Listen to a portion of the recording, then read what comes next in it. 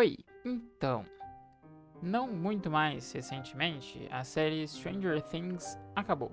Felizmente, né? O vídeo que você está prestes a ver, apesar de ser de autoria de alguém que parecia uma criatura em profundo sofrimento enquanto assistia a última temporada, não tem nenhuma intenção de demonstrar desrespeito com qualquer um que goste da série. A minha ideia aqui é só deixar alguns pensamentos e umas outras coisinhas que eu notei nesse vídeo um pouquinho mais simples. Não só no desenrolar dessa última temporada, como no ambiente todo que envolve essa série. Eu também não sou o maior gênio da história da direção, ou um exímio roteirista, apesar de eu gostar de brincar com roteiro, principalmente no que se trata com um RPG de mesa, que, por sinal, é um bom ponto de partida. Afinal, essa série começou assim, e, spoiler, ela também termina assim. Agora, o que eu acho disso? Uma escolha assombrosamente previsível, assim como muita coisa nessa temporada. Para você ter uma ideia, antes de saírem os episódios, que, por sinal, saíram um timing horrendo, né? Eu resolvi me juntar com um amigo meu, o Rofo, e montar um bingo para essa última temporada. O nome de bingo não é exatamente perfeito, pensa nisso mais como uma checklist. E se acontecer das linhas e colunas todas serem preenchidas, a gente deu sorte. Ele não tá tão cheio, porque a gente nem pensou em tanta coisa na hora, mas foram as ideias que a gente se deu ao trabalho de colocar no pente antes mesmo da série sair, já esperando que ela teria uma procedência questionável. Enfim, a partir daqui tem bem mais spoiler, não que eu acho que isso vá realmente fazer a diferença nessa altura, né? Mas fica o aviso. Vou começar logo com a primeira coisa que a gente marcou no bingo, em questão de 5 minutos de série.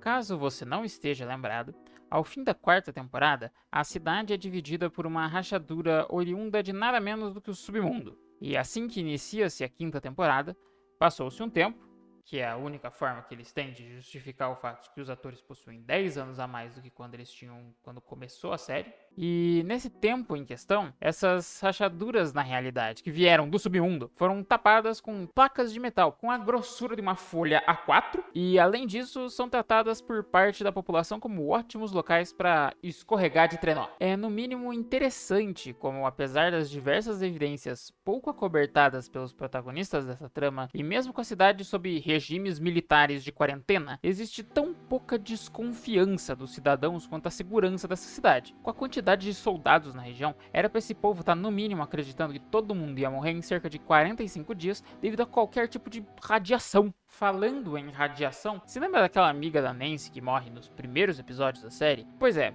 além de hoje em dia o fato de que ela morreu mesmo parecer uma coisa impossível para qualquer outro personagem, acreditava-se que ela morreu por ter sido levada para o mundo invertido. Porque, pasmem, não é recomendado que você respire essa coisa que parece fuligem e poderia te prover uma doença semelhante a pneumo ultramicroscópico sílico-vulcano-coniose, mas numa escala de terror cósmico. Esse conjunto de fatores ao redor de como os efeitos do mundo invertido foram cada vez mais diminuindo e se tornando pouco relevantes é o que eu passei a chamar de banalização do submundo. Se fosse para marcar no bingo quantas vezes esse tipo de situação é notável na série, nem seria mais possível enxergar a opção que diz respeito a isso. Enfim, outro ponto que muito me incomodou durante a minha experiência nessa última temporada é a direção pouquíssimo criativa e a interpretação do elenco. Eu contei 2 cenas que tinham uma direção mais interessante de ver. Uma delas é um grande conflito que envolve pelo menos uns 10 Demogorgons e um grupo de militares. Mas a graça da cena é ver o Mike tentando liderar um grupo de crianças para sair do meio dessa briga enquanto toda essa sangria tá rolando ao redor. A câmera gira, transmite uma confusão e o excesso de informações faz parecer que ela é um dos personagens da cena,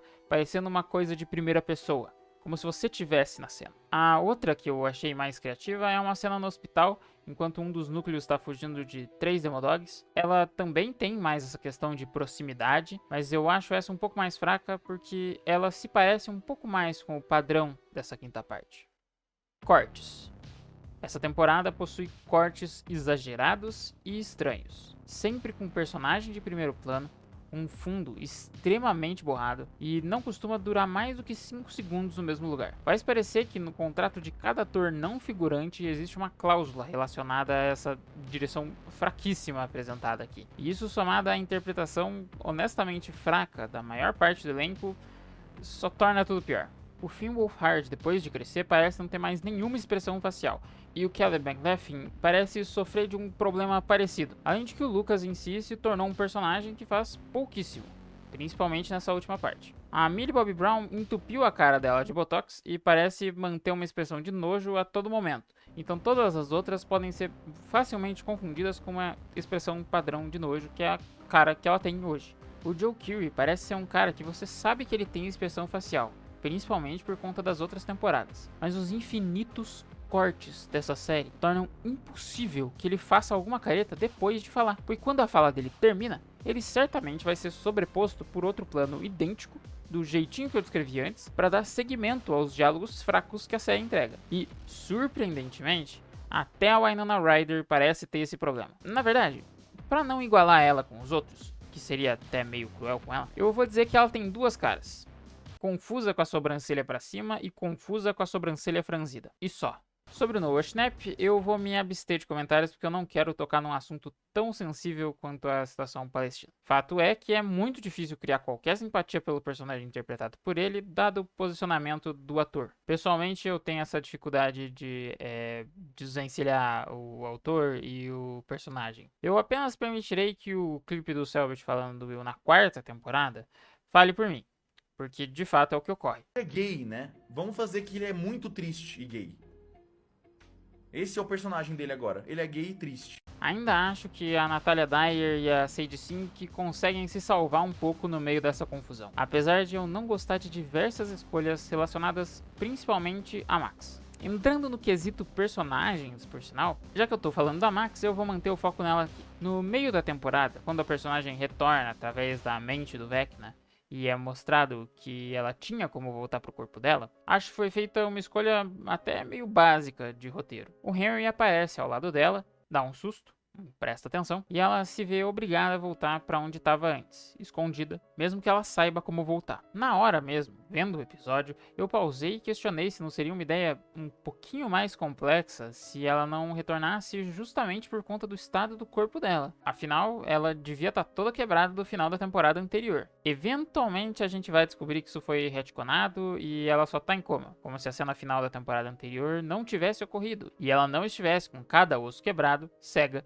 e basicamente em estado vegetativo. Outro personagem que eu questionei muito nessa temporada foi a Robin. Na terceira temporada, ela é uma personagem gostável, carismática e divertida, mesmo numa temporada com uma trama um pouquinho mais fraca, principalmente em relação às anteriores. A Robin se envolve em uma amizade crível, tanto com o Dustin quanto com o Steve. Tem a cena dos dois conversando no banheiro, com ela se assumindo, e aquela cena é bem bonita. E já traçando um pequeno paralelo, também acontece num momento que, apesar de complicado, é um pouco mais aceitável do que a cena do Will na quinta temporada. Mas eu tenho a impressão que, depois de já apresentada e estabelecida na história, a Robin se torna muito mais um artifício de roteiro e um alívio cômico besta do que uma personagem que parece com um ser humano. Toda a linha dela na última temporada é uma referência dos anos 80, uma piadinha de deboche, sarcasmo e ironia, ou aquelas analogias completamente repentinas baseadas em coincidências extremas no meio do cenário ou das falas dos outros personagens. E pasmem, toda a teoria que ela faz comparando o Vecna com infinitos objetos tecnológicos sempre está correta. Quanto ao Henry/Vecna, além do fato de que ele é um retcon que iniciou uma queda brusca pro Mind Flayer em questão do quanto aquele bicho é maneiro, acho que a tentativa de humanizar o personagem e tentar convencê-lo de que ele não precisaria fazer o que está fazendo é no mínimo pouco oportuna. A essa altura,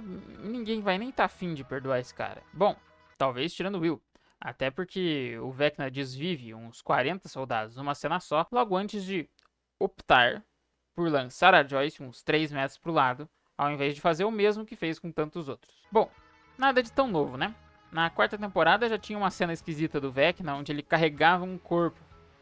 Não entendeu? O Vecna, um cara com capacidades telecinéticas, carregando um corpo, como se fosse um saco de batata. Fora isso, o fato de ele ficar desacreditado que o ser popularmente chamado de Devorador de Mentes poderia estar controlando a mente dele é um tema que, se eu começar a pensar demais, é possível que eu chore de tanto rir. O Mind Flayer, esse que, por sinal, saiu da criatura do tipo terror cósmico para se tornar um bolo de carne, que vive em outro mundo que não o invertido, sem deixar claro como e por que ele sequer parecia com esse visual tão assustador com o aspecto de sombra que ele teve um dia, e por que a figura dele sempre aparecia no mundo invertido, apesar de não estar lá. Para fechar sobre algumas questões de lógica que envolvem o roteiro, mesmo a cena do hospital que eu citei antes, ela tem um problema bem esquisito sobre ela, que é o fato de que a conclusão dela são os 3 Demodogs sendo estourados por um tanque de oxigênio que estava numa máquina de lavar. Eu nem vou entrar no mérito de como exatamente o tanque explodiu,